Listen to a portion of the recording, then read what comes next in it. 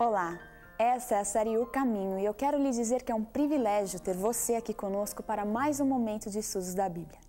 Sei que Jesus está falando ao seu coração a cada um de nossos encontros e hoje não vai ser diferente. Você com certeza já ouviu dizer que a única certeza da vida é a morte. Mas já parou para pensar que apesar de convivermos com a ideia da morte, ela nunca se tornou algo normal para a gente? É sempre doído e quase que às vezes insuportável perder alguém que amamos.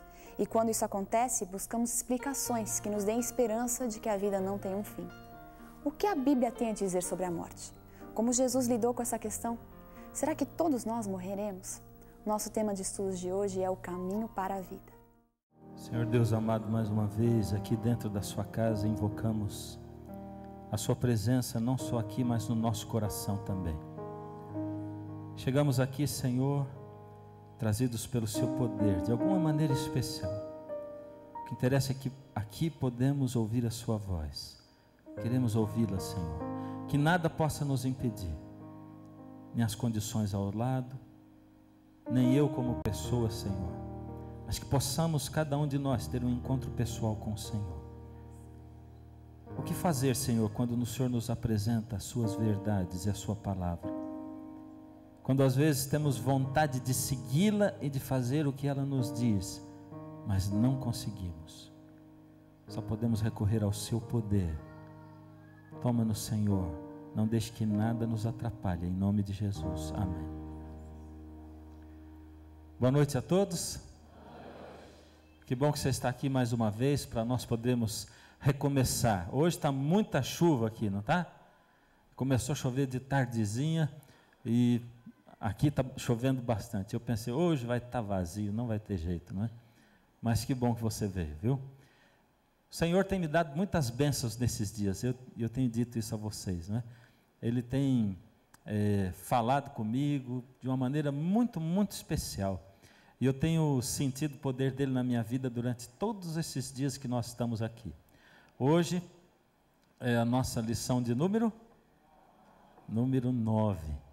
E você tem o material aí, tem a sua cópia da lição, você tem a cópia da lição aí também, e pode acompanhar depois em casa tudo o que eu falo aqui, porque eu tenho dito para vocês, não acreditem no que eu falo. Aí você vai em casa e confere, e se tiver de acordo com o que eu falo, o que diz a sua Bíblia, aí está certo. E se você não tem Bíblia, aí você aguarda só um pouquinho, que no final você vai ganhar uma Bíblia, né? Isso que vai acontecer com essas pessoas que estão aqui em Jacareí, e eu espero que onde você esteja assistindo, eles também deem uma Bíblia para você. Muito bom, hoje nós temos um assunto intrigante de novo. Todos os assuntos da Bíblia são intrigantes, não é? E a Bíblia é assim, quanto mais a gente estuda, mais a gente vai pensando assim, meu Deus, tem tudo isso aí dentro dela? E eu que antes olhava para a Bíblia e pensava assim, mas isso aqui é um livro de fé, de crença. Isso aqui é papel, aceita tudo. Isso aqui serve para um povo assim, que acha que isso aqui está certo. E a gente já descobriu aqui nessas noites, tanto de ciência na Bíblia, não é? Tanto de história, tanto de psicologia. E hoje nós vamos estudar um assunto maravilhoso e que me chama muito a atenção. O caminho da vida é o título. Eu tenho umas perguntas para fazer para você hoje. E eu quero que você pense em cada uma delas, tá? A primeira delas é assim: o que você faria se um anjo aparecesse e dissesse que a Bíblia é mentirosa? Você acreditaria no anjo ou na Bíblia? Porque nós estudamos aqui que como existem anjos bons e anjos maus, ou espíritos bons e maus, nós não podemos acreditar num espírito ou num anjo.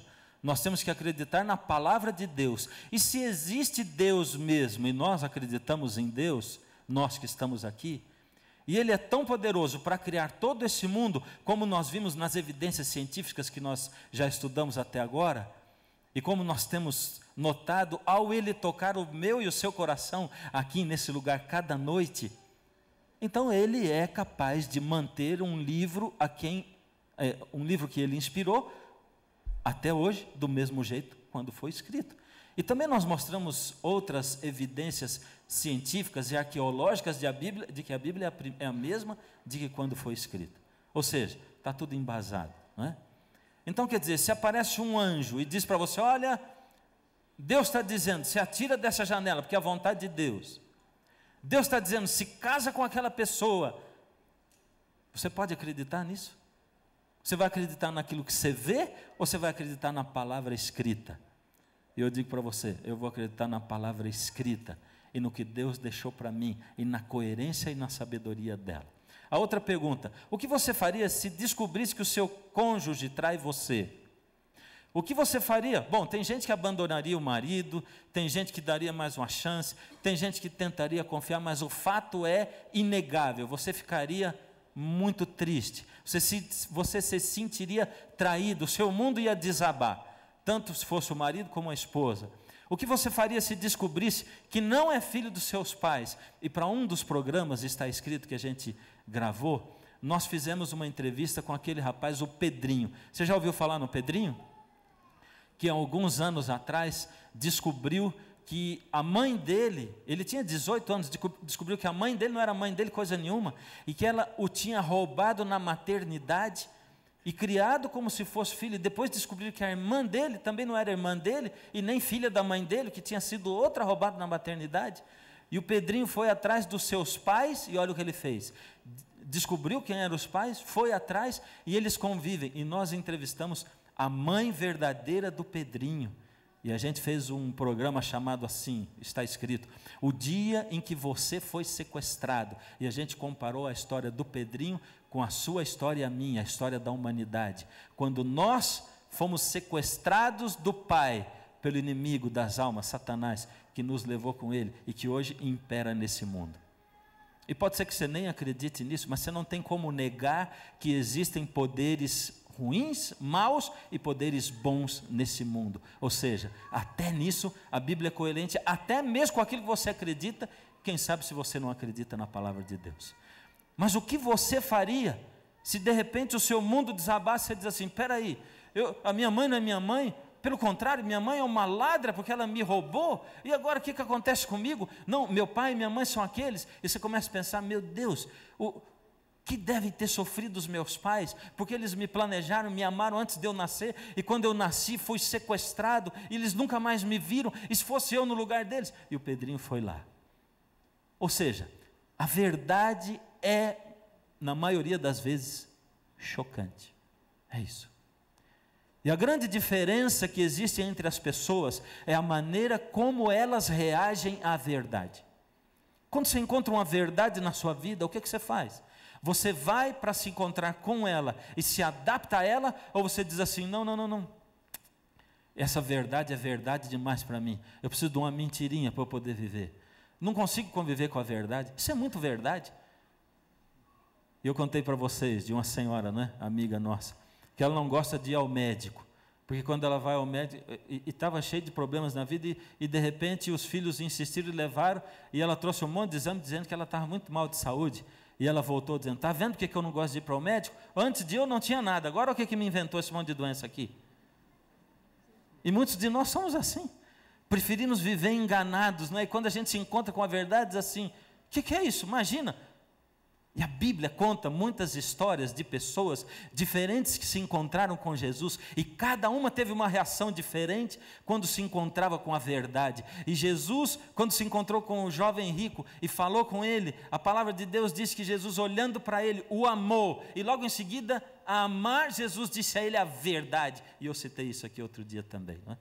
A grande diferença entre as pessoas e nós seres humanos é como nós reagimos com relação à verdade, o que nós fazemos com ela. Quarto, o que você faria se descobrisse que o que sempre pensou ser a verdade, o que você sempre pensou que é a verdade, não está de acordo com a Bíblia? E agora? O que você faria? Você iria de acordo com a Bíblia? Ou você diria, não, essa verdade ela não se adapta à minha agenda? Não dá para mim.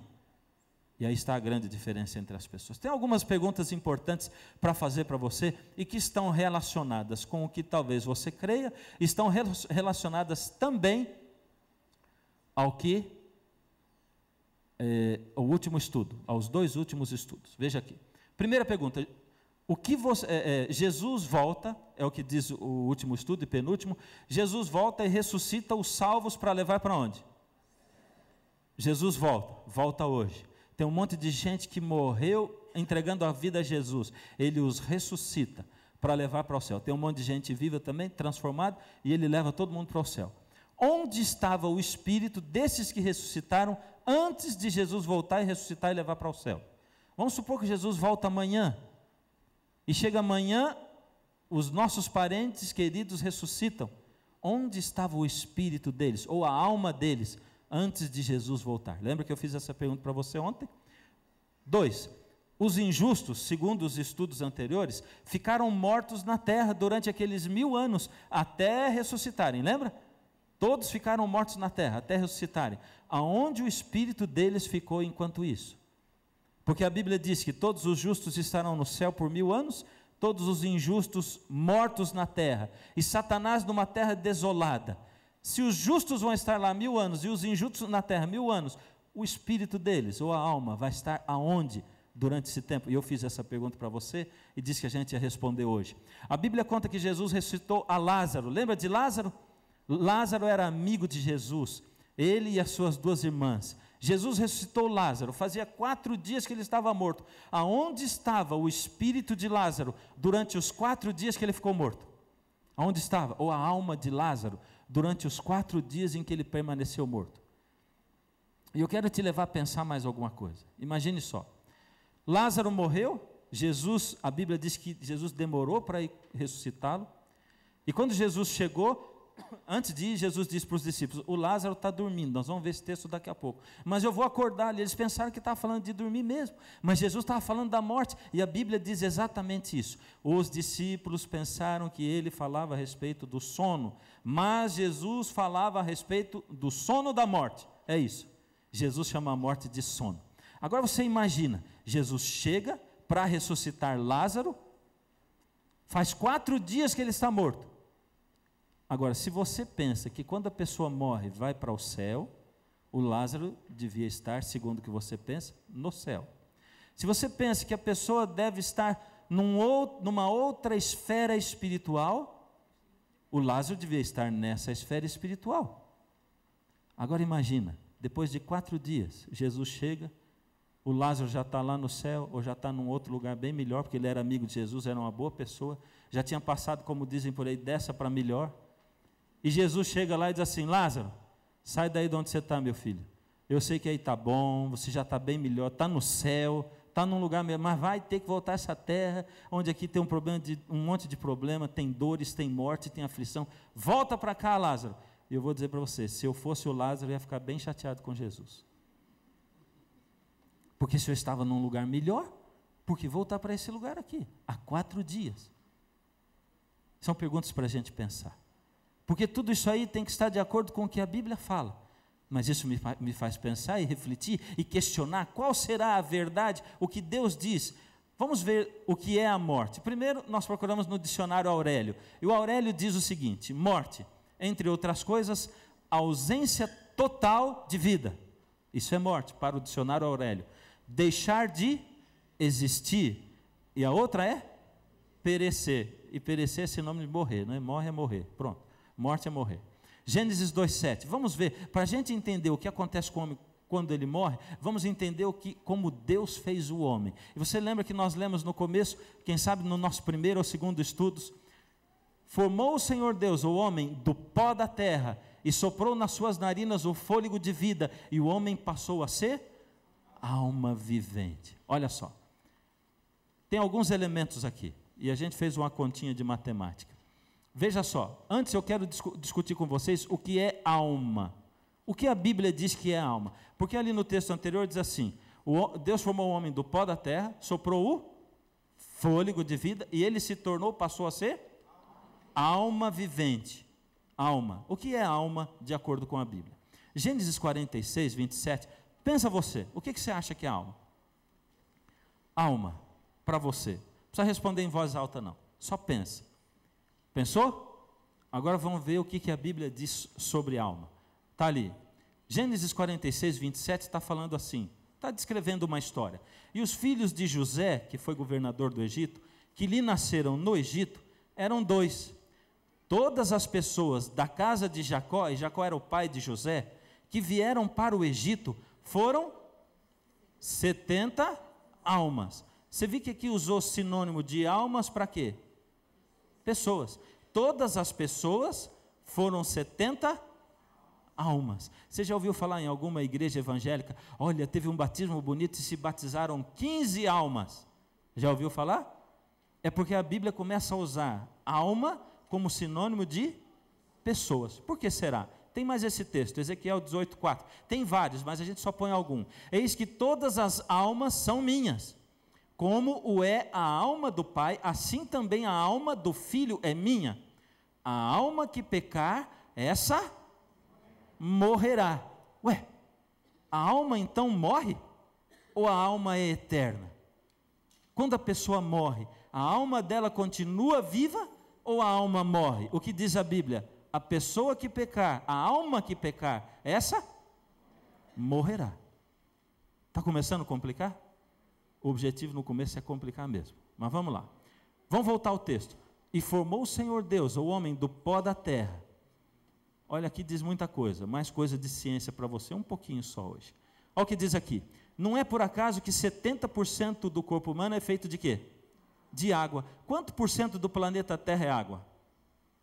70%. Por que será que Deus fez o corpo humano 70% de água e o planeta 70% de água? Será que não é porque Deus formou o homem do pó da terra? E quais são os outros elementos que são encontrados na terra e que são encontrados também no corpo humano? Oxigênio, completando os 30% restantes, nesses 30%, 65% oxigênio, carbono 18%, hidrogênio 10%, nitrogênio 3%, cálcio 2%, potássio 0,35% e muitos outros elementos. Por isso que o médico diz assim, ó, você está precisando de ferro, e você vai buscar ferro na beterraba e na cenoura. Então toma suco de beterraba e de cenoura, porque esses vegetais tiram da terra o ferro, e você vai buscar lá, e no feijão também, e você precisa de ferro, você que precisa de ferro no seu corpo, porque foi tomado do pó da terra, tira do vegetal, que tira da terra aquele elemento, e põe em você aquilo. É isso, essa é a sabedoria de Deus. Agora vem a nossa conta matemática. Que material Deus usou para criar o homem? Primeiro, Ele usou o pó da terra, e soprou nas narinas do homem o fôlego de vida, e o homem passou a ser... Olha só, tem uma continha de matemática aqui, não tem? Você é bom de matemática? Vamos lá. Pó da terra mais fôlego de vida igual a alma vivente. Aqui tem um monte de conta agora. Vamos fazer aqui, não vou ensinar tabuada para vocês não. Mas vamos pegar essa equaçãozinha matemática e pensar assim. 1 mais 2 é igual a... Está certo isso? Sim ou não? É científico isso ou não? Então tá bom. Agora vamos colocar aqui. Pó mais fôlego igual... alma vivente. 1 mais 0 é igual a 3? Se eu tenho 1 e não tenho 2 aqui para somar, dá 3? Não. Se eu tenho só 1, ele é o quê? 1. 0 mais 2 é igual a 3? Não. Se eu tenho o 2, mas não tenho 1, eu tenho só 2. Pó sem fôlego é igual a alma vivente? Não. E se eu não tenho pó, mas tenho o fôlego, é igual a alma vivente? É só fôlego. Deus está querendo dizer alguma coisa para você e para mim. Se eu sou formado de pó mais fôlego de vida, e aí eu me torno uma alma vivente é uma pessoa que tem corpo e que consegue ter dentro dele o fôlego de vida. E o que é o tal do fôlego de vida? A palavra espírito na Bíblia, que em hebraico, quando é escrito espírito, é nefesh, e quando é em grego, lá no Novo Testamento, é pneuma, o que ela significa? Por que o pneu chama pneu? O que vai dentro dele? E por que quando você tem problema no seu pulmão, você vai ao pneumologista? Hã? Você tem problema no pulmão, porque dentro do seu pulmão tem o quê? Tem ar também. E o pó volte à terra, é o que diz Eclesiastes 12:7. Quando você morre, o pó volta à terra como era, e o espírito volta a Deus que o... Pronto, resolvido. Agora sim. A pessoa que vive aqui nessa terra, você e eu, somos alma vivente. Eu sou uma alma vivente, porque eu tenho corpo e respiro o fôlego de vida que Deus deu. E esse fôlego de vida que está dentro de mim, ele é o... Eu não ouvi, só ouvi um... Ele é o quê? O Espírito. O fôlego de vida é o Espírito, porque na Bíblia, Espírito é igual a fôlego de vida. É isso. E a Bíblia está dizendo que quando a gente morre, o pó volta para a terra, e o Espírito, que é o fôlego de vida, volta para Deus. Pronto. É assim que você acredita ou não? É assim que você acredita? Desse jeito? É ou não é? A Bíblia diz isso. Se você acredita ou não, é o que a Bíblia fala. Agora eu tenho outra pergunta para você. Veja só, esse fôlego de vida, que em hebraico é nefesh e em grego é pneuma, veja só a origem dessas palavras, não é? Como eu falei, pneumonia, quer dizer sopro, ar ou vento. Espírito é igual sopro, ar ou vento. Ou seja, vou soprar um espírito em você. Pronto. Porque espírito é o quê? É ar, fôlego ou vento. Isso aí, será que vive sozinho? Fora do meu corpo? O que você acha? Querido, eu quero dizer para você o seguinte: a coisa mais difícil que tem na vida da gente é dizer a verdade, ou não é? Como é difícil. E sabe, quando você tem que dizer a verdade para a pessoa, você procura jeito, você dá uma volta, você faz assim, aqui. Você tenta não magoar a pessoa, porque você não quer dizer para ela assim, mas você é o quê? Você não é inteligente, porque você não acredita na verdade como ela é. Porque daí você vai dizer para ela assim, eu sou inteligente e você não é, porque eu acredito assim e você não acredita. Então, na hora de você dizer a verdade, e o que é a verdade mesmo, segundo nós temos estudado? O que é a verdade? Duas coisas. Jesus diz, eu sou o caminho, a verdade e a vida. Ele é verdade. E ele diz também que a palavra dele, a Bíblia é o quê? A verdade. A tua palavra é a verdade. A verdade está na palavra de Deus. E quando nós estudamos a verdade na palavra de Deus, o que eu posso fazer? Uma vez eu estava pregando na minha igreja, eu era pastor em Goiânia. Eu estava fazendo uma série como essa daqui. E de repente, numa noite, lá pela 10ª noite, uma pessoa da igreja levou uma visita, não é? E eu ia falar de um tema assim que era uma verdade chocante, que a Bíblia tem verdades chocantes. Eu orei tanto a Deus, eu procurei falar com tanto carinho, dizer, querido, por favor, eu não quero insultar você. E aí preguei. E quando foi, depois que eu cheguei em casa, uma pessoa, um membro da minha igreja ligou para mim e disse, pastor, mas como é que o senhor pôde fazer isso essa noite? Eu digo, fazer o quê, meu irmão? Como é que o senhor pôde falar dessa verdade assim, desse jeito lá na igreja para todo mundo? Eu digo, mas meu irmão, como é que o senhor disse que é a verdade e disse que eu não posso falar? Mas pastor, ela é uma verdadona muito assim, insulta as pessoas, pastor. Eu levei uma visita, ela ficou horrorizada. Eu digo, meu irmão, eu quero te falar o quanto eu orei antes de apresentar essa verdade hoje à noite. Quantas palavras eu busquei. E eu orei a Deus dizendo, Senhor, será que não é para eu apresentar isso? Eu estou em dúvida, acho que eu não vou apresentar. Mas Deus confirmava no meu coração cada vez mais. E eu fui para a igreja pensando assim, o que eu vou fazer se eu subir no púlpito, pregar a Bíblia, e eu não falar a verdade? Ou se eu me omitir de apresentar a verdade para as pessoas? E eu prefiro que você fique chateado comigo, mas ouça o que a palavra de Deus diz. Eu prefiro isso, do que um dia Deus olhar para mim e dizer assim, você reuniu a igreja, as pessoas trouxeram as pessoas que eles mais amavam para a igreja, eu coloquei a verdade no seu coração, diante dos seus olhos, mas você não apresentou a verdade, e eu vou cobrar de você não ter apresentado a verdade. Então eu tenho que apresentar para você, querido. O que você faz com ela, aí depende de você. É você que sabe. Eu só quero que você saiba que eu orei por você antes de apresentar essa verdade. Eu estou procurando as melhores palavras do mundo, mas eu sou um ser humano assim, falho. Pode ser que eu deixe você chateado essa noite, mas a verdade do Senhor é essa. Veja só, este espírito tem consciência? O que diz a palavra de Deus? Porque os vivos sabem que hão de morrer, mas os mortos não sabem de coisa alguma, nem tampouco têm eles recompensa, porque a sua memória jaz no esquecimento. A palavra de Deus diz que os mortos sabem de alguma coisa? Eles não sabem coisa alguma. E agora? Como é que a palavra de Deus diz que o espírito volta para Deus? E aqui está dizendo que os mortos não sabem coisa alguma. Veja esse outro texto. Tal como nuvem se desfaz e passa aquele que desce à sepultura, jamais tornará a subir, nunca mais tornará à sua casa. Agora entra aqui a questão da reencarnação.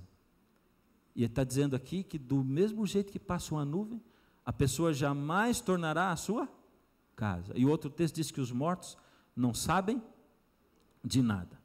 Gênesis 3,19, quando Deus falou com o homem, depois dele pecar, olha o que diz: do suor do teu rosto comerás o teu pão, até que tornes a terra, pois dela fostes tomado. Dela de onde? Da terra, porque tu és pó, e ao pó te tornarás. E aí alguém diz, está certo, o corpo volta ao pó, mas a Bíblia diz que o espírito volta para Deus. E agora, você ainda está em dúvida? Para onde vai a pessoa, a alma vivente, após a morte? Vai para o céu, para o inferno, flutuar no espaço ou vai para a sepultura? Você está em dúvida ainda? Toda noite quando eu pergunto, você fala certinho, e eu estou assinalando sepultura, sabendo que eu ainda não apresentei todos os textos que eu deveria, mas eles virão. Vamos continuar. Tem os mortos conhecimento de alguma coisa? O que diz a palavra de Deus? Sim ou não? Esse aqui vocês foram mais seguros, não é? Porque estava claro. Os mortos não sabem de coisa alguma, mas mesmo assim eu vou apresentar mais textos para você, tá bom? Aqui diz não, você está certo. De novo, tirou 10 na sabatina, não é? O que a Bíblia fala sobre consultar os mortos? Alguma vez você já consultou mortos na sua vida? Alguma vez você já pediu a alguém que consultasse os mortos por você? Olha só o que a palavra de Deus ensina. É possível ver ou falar com alguém que já morreu? Tanto quanto tiver a mão para fazer, faça-o conforme as tuas forças. Porque no além, para onde tu vais, não há obra, nem projetos, nem conhecimento, nem sabedoria alguma. E agora, é possível falar com os mortos? Porque os vivos sabem que hão de morrer, mas os mortos não sabem de coisa nenhuma. Amor, ódio, inveja, para eles já morreram. O que a Bíblia fala sobre consultar os mortos?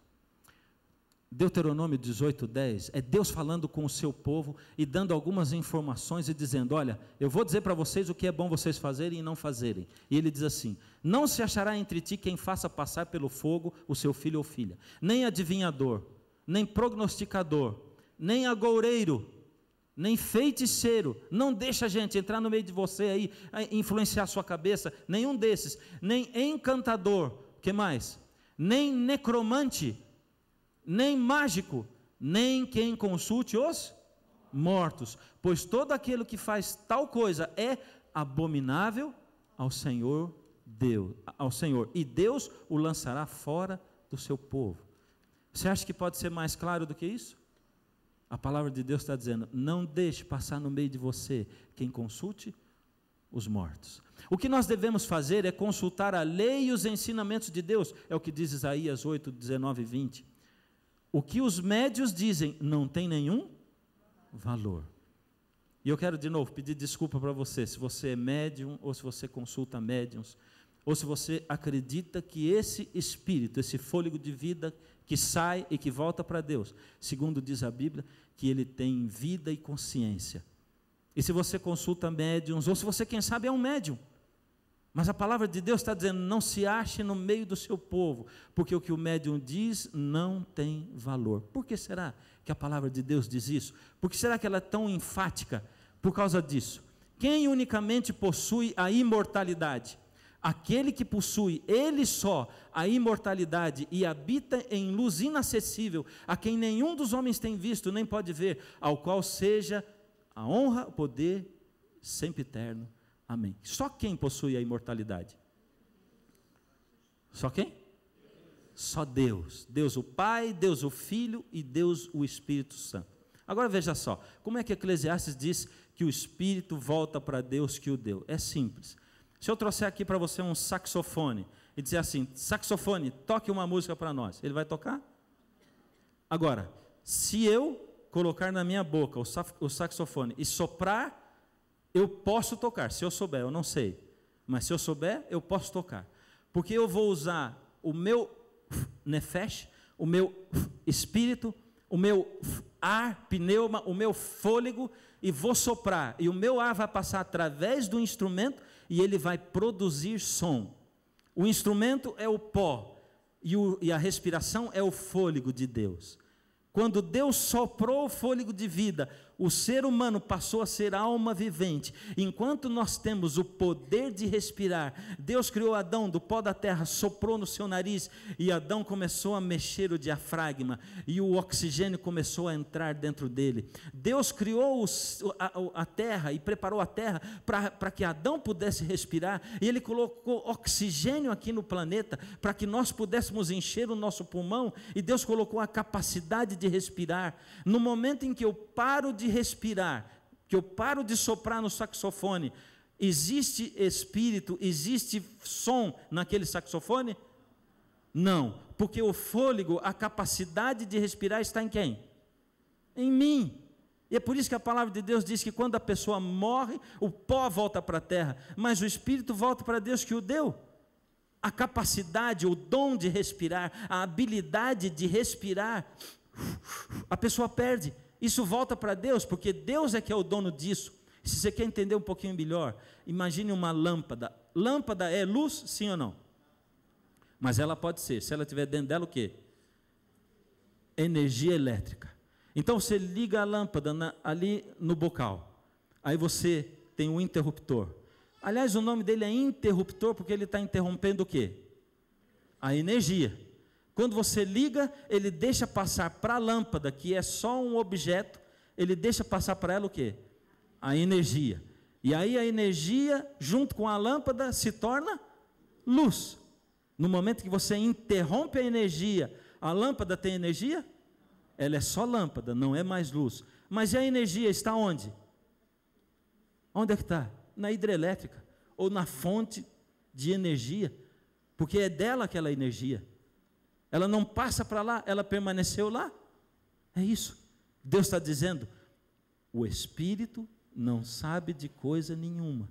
Não tem como falar, por isso não converse. E aí vem uma questão importante, né? Mas pastor, eu vi com os meus próprios olhos. Eu vi. E por que você acha que eu fiz aquela pergunta no começo para você? Se um anjo chegar e disser para você, a Bíblia não presta mais, pode jogar no lixo, Deus tem uma nova ordem para você. Se chegar uma espaçonave com ETs, e os ETs disserem, nós somos seres que morremos e que nós encarnamos, reencarnamos e nós estamos purificados e agora nós estamos vivendo num outro hemisfério, num outro mundo e nós viemos aqui para dizer para vocês, continuem na luta de vocês, vocês ainda vão chegar onde nós estamos, vocês estão sendo purificados. A palavra de Deus diz que uma pessoa morre e depois ela volta a um corpo e ela passa para outro corpo e que esse espírito, esse fôlego, ele tem o poder, tem a capacidade de pensar, é isso que a Bíblia diz? E como é que você diz assim, eu vi, mas você vai acreditar no que você vê ou você vai acreditar no que diz a palavra de Deus? É o que Deus está falando. Filho, eu deixei a palavra aí firme para você saber. Como é que você vai saber se o Espírito, se aquilo que você vê é algo vindo de Deus ou não é vindo de Deus? Porque você mesmo sabe e acredita que existem anjos bons e anjos maus. Nós sabemos disso. Por que então é tão importante para o inimigo que nós pensemos isso? Porque só Jesus possui a imortalidade. E lembra que eu falei para você, quando alguém disser assim, olha só, você quer ser feliz?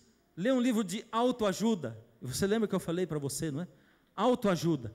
A autoajuda comum, ela diz assim, olha para dentro de você, você é a fonte do poder, tem Deus dentro de você, e você olha para você. Aí, você olhando para dentro de você, não acontece nada, porque você não consegue largar os seus vícios, você não consegue melhorar, porque Deus não é você, Ele não está dentro de você. Aí você não consegue sair da vida medíocre que você leva, você não consegue melhorar os seus relacionamentos, e a sua vida não é transformada. Ela é durante um pouco período de tempo, um período de tempo pequeno, e aquilo acaba logo, enquanto só a sua mente está ali pensando e achando, aquilo dura um pouco, mas depois ela acaba. E de repente você se encontra de novo lutando com a sua vida e com os seus problemas e com a sua falta de capacidade. E aí você começa a se culpar e começa a dizer: meu Deus, é porque eu não me purifiquei o suficiente, é porque eu estou ainda pagando pecados passados e problemas passados. E Deus diz assim: não olhe para a autoajuda com U, olhe para a autoajuda com L, porque a ajuda não vem de você, ela vem do alto, de cima. A única solução para a sua vida e para a morte e para a vida eterna é Jesus. Ele é a vida, e Ele diz: eu sou a ressurreição e a vida. O problema, a solução que a Bíblia apresenta para o problema da morte é a ressurreição. É esse. Em nenhum lugar da Bíblia diz isso. Porque Lázaro, quando voltou da sepultura, ele não tinha histórias do além-túmulo para contar. Lázaro, quando o Senhor Jesus o ressuscitou, ele não disse: eu vim de um lugar assim, e era assim, daquele jeito lá e tal, e eu tive que voltar para cá. Ele não tinha. A Bíblia não fala de histórias além-túmulo. A Bíblia não conta isso. E Jesus, que é o nosso exemplo, e que veio a esse mundo e viveu como pobre, e Ele abençoou os humildes, os pobres, os mansos. Ele abençoou aqueles que viram o outro lado quando alguém dá um tapa. O Senhor Jesus, Ele mesmo ressuscitou para dizer para você e para mim: filho, a solução para você e para o problema da morte e para a sua vida eterna é só uma, é a ressurreição. E que sentido faria o Senhor Jesus vir e ressuscitar os mortos se os bons já estão lá no céu? Que sentido faria? Deus pegaria todos os bons que já estão no céu e diz: vamos agora tomar conta do corpo de vocês de novo, e Ele desceria com todos, e eles iriam tomar aquele corpo de novo para ressuscitar. E alguém pode dizer: pastor, agora o senhor acabou com as minhas esperanças, porque era tão bom pensar que a minha mãe está lá no céu. E eu digo para o meu filhinho toda noite: não tenha problema, não fica com saudade da vovó, porque vovó está lá em cima, ela está olhando a gente. Coitadinha da vovó, porque a vovó lá deve estar sofrendo muito, de olhar o quanto você, que é tão amado dela, sofre aqui nessa terra, porque essa terra é o pior lugar do universo. E se ela se salvou e está no céu, ela olha para você agora e ela chora. Ela diz: meu Deus, até quando meus queridinhos vão ficar lá nesse lugar, onde só tem enganação, onde só tem gente má, onde cada vez as pessoas estão mais interessadas nelas mesmas? Deus, quando é que vai acabar esse sofrimento? E a vovó não deve estar conseguindo ser feliz lá no céu, porque ela está vendo o seu sofrimento lá. No entanto, quando você dorme à noite, é assim, e parece que você já acordou. Principalmente quando você está cansado. Eu vou dizer para você, essa semana para mim que foi cansativa, dormindo tarde, acordando 5h30, 6 horas da manhã, parecia que eu encostava a cabeça no travesseiro e o relógio estava despertando, e eu virando para lá e para cá pensando: ai meu Deus, é hora de levantar já, mas está sendo muito curta a noite, porque você não vê a noite passar. E Deus está dizendo para você: quando você morre, você dorme, e vai ser assim, 1 segundo depois, você abre os olhos, e Jesus está voltando.